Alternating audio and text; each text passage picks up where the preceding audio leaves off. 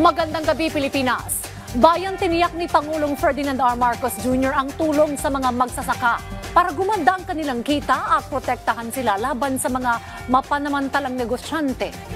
Pinag-aaralan din ng Pangulo ang pagtatakda ng presyo ng palay para maiwasan ang pagkalugi ng mga magsasaka. Siniguro rin niya ang tulong para mabawasan ang kanilang gastusin. Yan ang ulat ni Clazel Pardilla. Binarat at walang kinita si Mang Rodolfo sa 200 sakong palay na ibinenta sa mga trader kahapon sa San Ildefonso, Bulacan. Yung harvest ko po kahapon, bali 12 pesos lang po nakuha ng trade.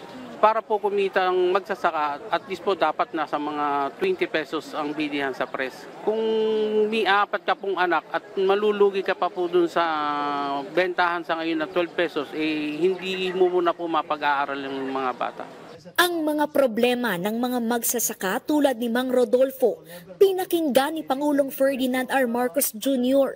Tiniyak ng presidente ang puspusang pagbili ng National Food Authority ng palay mula sa mga magsasaka.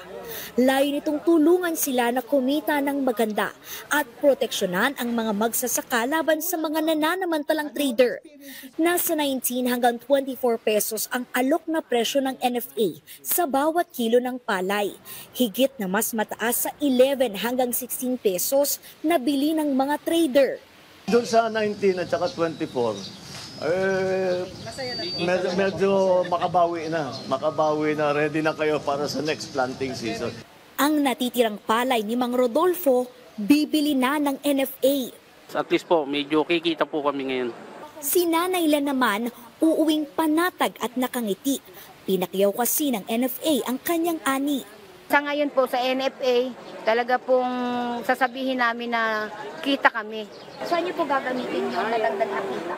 Yung iba po talaga yung pampuhunan. Yung natitira pong kita, yun na lang po yung pwedeng itabi natin para sa kinabukasan dahil paghahanda naman po tumatanda na. Pinag-aaralan na rin ng presidente ang pagpapatupad ng floor price. Pagtatakda ito ng presyo para maiwasan ang pagbagsak ng halaga ng palay na ikinalulugi ng mga magsasaka. Kagaya sa tobacco, doon sa amin sa Ilocos, may floor price. So never bababa doon sa floor price. So pinag-aaralan namin magkaroon ng floor price para wala namang malugi. Tinatabangan na pong magtanim pagka... Siyempre, bakit pa? Lugi ka, alam mo na, malulugi. Kaya yun ang una namin, both sides, kaya nga binabalanse nga namin yung presyo para sa namimili, sa palengke, at saka yung buying price naman na galing sa mga farmer para magandang sitwasyon. Siniguro rin ni Pangulong Marcos ang pagtulong para mabawasan ang gastos ng mga magsasaka sa pagtatanim. Patubig, pinapatibay namin yung patubig. Tapos andyan ang DA para lagi kayong binibigyan ng suporta para sa mga pataba, payuda, pesticide, pati yung variety. Para maganda yung variety kasi nagbabago ang panahon . Nagbabagyo, masyadong mainit. Magdaragdag ang NFA ng 36 na bodega.